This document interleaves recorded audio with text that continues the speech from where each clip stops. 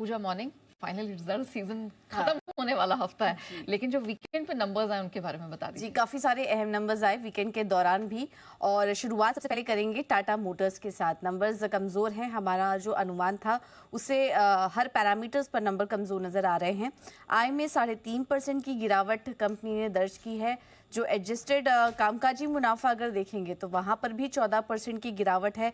Margin 13% से घटकर 11.6% आया है, जो कि अनुमान से काफी कमजोर है। 13.9% का कहीं ना कहीं एक बढ़त का हम अनुमान कर रहे थे, लेकिन ऐसा हुआ नहीं। और मुनाफा अगर देखेंगे तो 11% की गिरावट वहां पर भी देखने को मिली है। अब बात करते हैं एशियन पेंट्स की, तो यहाँ पर भी नतीजे कमजोर नजर आ रहे हैं हर पैरामीटर्स पर। आय में 5% की गिरावट आई है, कामकाजी मुनाफा 28% घटा कंपनी का। मार्जिन में सबसे ज्यादा असर आया है, 20.2% से घटकर 15% के आसपास मार्जिन के नंबर्स आए हैं। और मुनाफे में भी 42% की गिरावट इस बार कंपनी ने दर्ज की है। आगे बढ़ते हैं और वायदा बाजार में कुछ नतीजों को देखें तो औरोबिंदो फार्मा, यहाँ पर भी नतीजे अनुमान से कमजोर नजर आ रहे हैं। आय में 8% की बढ़त है, 7,796 करोड़ का आंकड़ा आया है। हमारा अनुमान 7,900 के ऊपर का था, तो अनुमान से कमजोर नंबर्स। कामकाजी मुनाफा देखेंगे तो वहां पर भी 11% की बढ़त ही देखने को मिली है। 1751 करोड़ का हम अनुमान लेकर चल रहे थे। मार्जिन में भी हल्की बढ़त आई है, लेकिन 22% का हमारा अनुमान था, उसके सामने 20.1% के मार्जिन के फिगर्स आए हैं। और मुनाफे में भी अगर देखेंगे तो 953 करोड़ का अनुमान था और 817 करोड़ के अनुमान के फिगर्स आए 8% की बढ़त के साथ। तो औरोबिंदो फार्मा के नतीजे भी देखेंगे तो अनुमान से कमजोरी है। डीवीज लैब अगर on the face of it देखेंगे तो नंबर्स अच्छे नजर आ रहे हैं, लेकिन अगर उसको अगर जो हम एस्टिमेट कर रहे थे उससे कंपेयर करेंगे तो नंबर्स थोड़े कमजोर नजर आ रहे हैं। आय में 22% की बढ़त, कामकाजी मुनाफा 49% बढ़ा है कंपनी का। मार्जिन में भी 25% से बढ़कर 30% के आए हैं और मुनाफा भी 46% बढ़ा है। लेकिन 555 करोड़ का अनुमान था, उसके सामने 510 करोड़ के नंबर्स आए। बट ओवरऑल नंबर्स अच्छे दिखाई दे रहे हैं डीवीज लैब के। आरती इंडस्ट्रीज ओवरऑल नंबर्स यहाँ पर भी अनुमान से कमजोर। आय 12% बढ़ी, कामकाजी मुनाफा 15% घटा कंपनी का, हम बढ़त का अनुमान कर रहे थे। और मार्जिन में भी 12.1% के आए, 14% का हमारा अनुमान था। मुनाफा अगर देखेंगे तो 40% से ज्यादा की गिरावट यहाँ पर मुनाफे में देखने को मिली है।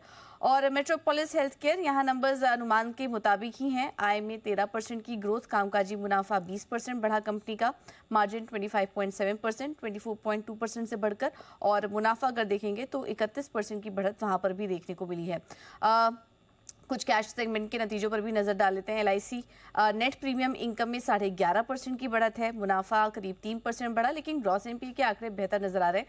क्वार्टर ऑन क्वार्टर यहाँ पर कमी देखने को मिली है। और आखिर में बात करते हैं सी इन्फो सिस्टम्स की। नंबर्स मिले जुले हैं। आय में 13% की बढ़त, लेकिन कामकाजी मुनाफा 7.5% घटा है कंपनी का। और मुनाफा भी देखेंगे तो 8% की गिरावट दर्ज हुई है। इसके अलावा कुछ और भी खबर है। बोर्ड से इंडोनेशिया में एक ज्वाइंट वेंचर गठन करने को मंजूरी मिल चुकी है और कंपनी ह्यूंडई कोरिया के साथ जेवी गठन को ये मंजूरी मिल चुकी है। तो ये कुछ अहम नंबर्स आए हैं जिस पर कि आज नजर होगी।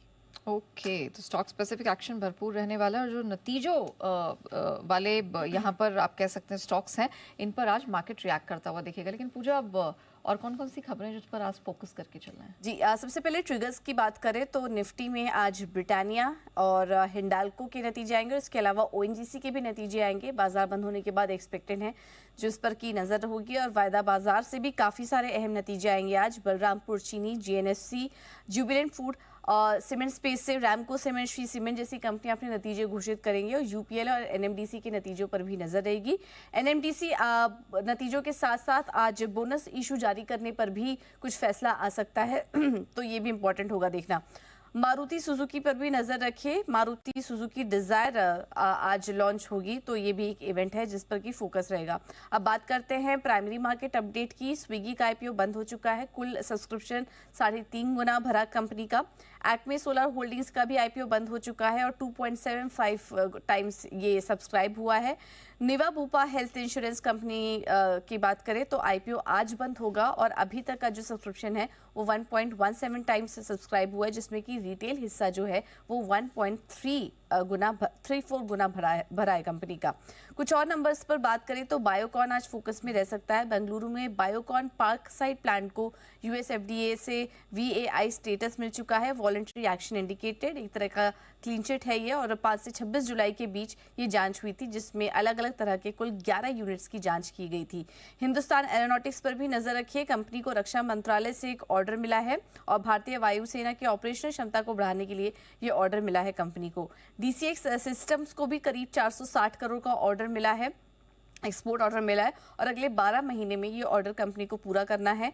सोलार इंडस्ट्रीज, यहाँ पर भी कंपनी को ऑर्डर मिला और डिफेंस उत्पादन की सप्लाई के लिए 580 करोड़ का ये एक्सपोर्ट ऑर्डर मिला है, जो कि अगले 5 सालों में पूरा होगा। GR इंफ्रा पर भी नजर रखिए। BSNL के भारत नेट फेज 3 प्रोजेक्ट के लिए कंपनी ने सबसे कम बोली लगाई है। कॉन्ट्रैक्ट साइज जो है इसका वो 866 करोड़ का है। और आखिर में बात करते हैं सैस्केन टेक की। यहाँ पर भी कंपनी को 338 करोड़ में BORQS इंटरनेशनल होल्डिंग में 11% हिस्सा खरीदने की मंजूरी मिल चुकी है। ये एक कस्टमाइज्ड IoT सॉल्यूशन देने वाली कंपनी है, इस कारोबार में है, जिसमें कि सैस्केन टेक्नोलॉजीज यहाँ पर करीब पूरी हिस्सेदारी खरीदेगी कंपनी की। Alright, thank you Puja.